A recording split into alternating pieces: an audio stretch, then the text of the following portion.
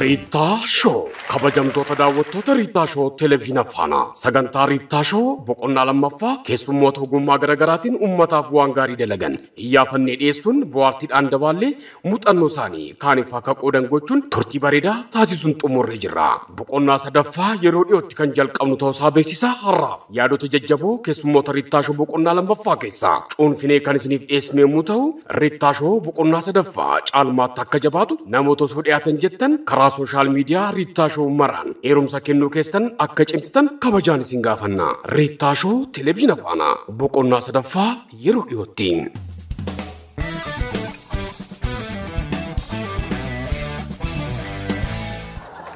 Namni tokko dhokkufe maal gootoo jettan namni fuudhee kibriitii fidaa jira funyaan keechatti fidee kecha arrastee tolguudhaa argitee baay'eetu jira. Abbaa fedhaa fedhaa barreessa. Ati garuu dubbisi. Borona barreessu ilmaa Oromoo yoo ta'e ateeteen ta'e ture ateeteen eenyuun. Abbaan seeraa tokkos dhaddachi jalqabamuu isaas xumuramuu isaas muramteen jirti miti. Isaaf itti fayyadamu. Ogeessi konsaltaantii ta'ee sun kana guutummaan guutuutti itti gaafatamummaa isaa fudhatee fiixaan bahuu qaba. Oromoon ollaa walii hirpha malee waliin kadhatu ture. Kuyyuu nyaataa miti kan walii hirpha.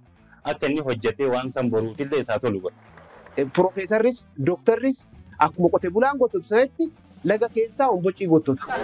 Lafti qonnaa ta'uu lafti biyya kana yeroo dheeraa nyaachisuu danda'u adda bahee beekamee kabaja itti godhamuu qaba. Seenaan goota tokkoo ciccitee haala hin taane darbuu hin qabu. Gootni keenya waan baay'ee nu barsiisa abdiisaan agarra. Seera cabsitee gaafa fiddu mootummaan ammas argu qofa bare. Achi booda garuu bombarii bareedaa kanarraa si fuudhee mana hidhaatti si galcha.